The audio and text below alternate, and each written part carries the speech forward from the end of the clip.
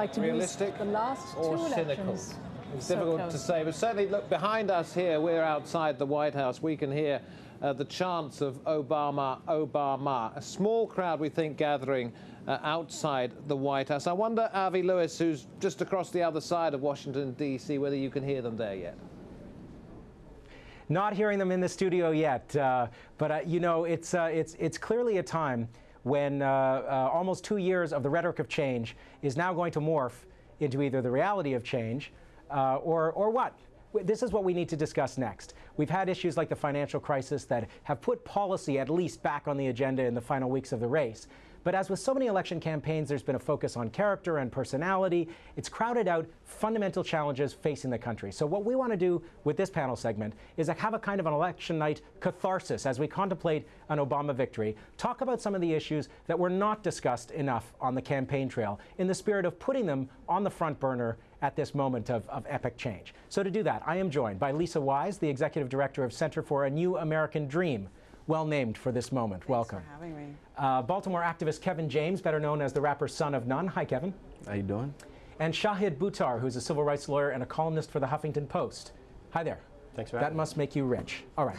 So let's start in this moment when Obama mania is really cranking up around the city and around this country in anticipation of a victory, and talk about some of the things that ought to have been talked about in this election campaign and weren't. Shahid, what's the most critical issue you think was invisibilized? To me, civil liberties. I think if we look at warrantless surveillance and the host of ways in which executive power has been lorded abusively over the American people and even the rest of the globe, the opportunity that the Obama administration will have to really roll back that part of the Bush agenda, I think will be limited, and it'll be interesting to watch. Lisa. Well, I like hearing about Obama as president, but I think what happened with both candidates is they missed the opportunity to really focus on the urgency of the climate crisis. I mean, frankly, we're facing catastrophe, and instead we're hearing about clean coal technology. But this is one of the things that both candidates were given credit for in the course of the campaign, that climate change was actually on the agenda in some way. There's urgency and there's a plan, and I think that they focused on a plan before they got to the urgency. I think the economy overrode our conversations about what was truly at stake. I think that the economy and the environment are inextricably linked, and I think we need to actually draw that connection. I really hope we look at an administration that's willing to draw the links and really look for a hopeful solution to both crises at one time. Kevin. Poverty, you know, like clear as day, all over the map. Poverty was blacklisted from the media, from the campaigns, right? Issues that are affecting average, everyday people, like healthcare, right? They're saying that they have these ideas for policies that they want to implement, but they're not enough. Not in a country that has so much, right? If they can drop $700 billion for Wall Street, then why can't they do that for average, everyday people So who are struggling? Interesting because even when they were talking about economic distributive issues, it was always bankers versus the middle class. You never hear a discussion of working people and their interests and the way renters were abused in the bailout plan and the disproportionate. So now we're talking about a realigning of an agenda. If we're looking at an Obama presidency, you're clearly all progressive people. We're not going to have a left-right debate in this segment. How does change actually happen after Election Day to put global warming with some urgency, to redraw the map on civil liberties and actually talk about poverty?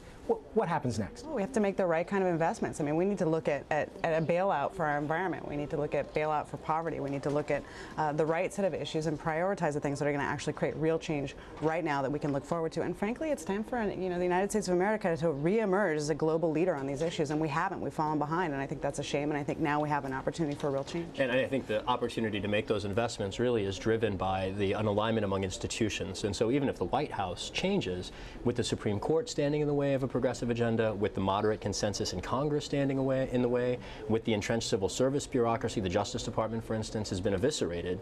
Its own capacity has been eroded by years of politicized appointments. Kevin, what do you think the prospect for change is? I mean, I think the prospect for change is as good as the organizations that are on the ground that are willing to fight for it, right? So in terms of issues around, let's say, the death penalty, which is directly related to poverty, because if you don't have enough money, you can't afford to buy justice, right? Which is what it comes down to in this country, right? So if you're talking about people that want to have access to quality education, quality representation in terms of fighting incarceration, in terms of healthcare, all those things, it's going to take people willing to fight for those things. We in have an organized one of the way. things that's been unique about this election is we have the greatest grassroots organizing campaign in American political history, but it's behind a party, and it's behind a character. It's a campaign. Will it It's not a movement. What is civic movement. responsibility now? So what does it take to turn a campaign into a movement? Yeah, that's What are you guys doing on tomorrow morning? I think individuals, affinity groups, organizations keeping their eyes on the issues and the policy aims that they have. And I think that it's great that we have a new president. I think Obama will be world historical, but all of his supporters need ultimately to keep their eyes on the agenda that he needs to implement. And he said this himself.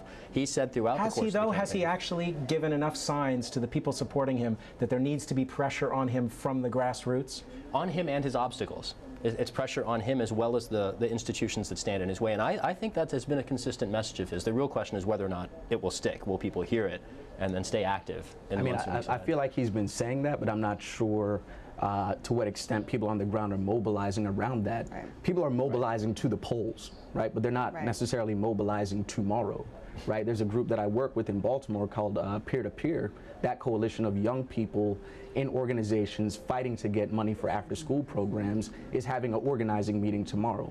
So now we know what we're going to be talking about. Right, exactly. But they didn't just do that because Obama was running for president. They were doing that beforehand. Right. We're out of time for now, but listen, this is the beginning of a conversation that will start tomorrow among organizations in this country, and that may be the key to whether or not Obama can deliver on change, whether he actually gets pressure from the grassroots. So we've shared the first part of it with you. Now let's go back to David and Ghida. Thanks very much, Avi. Well, whoever occupies the White House next is certainly arousing strong interest around the world. Let's hear what some people are saying.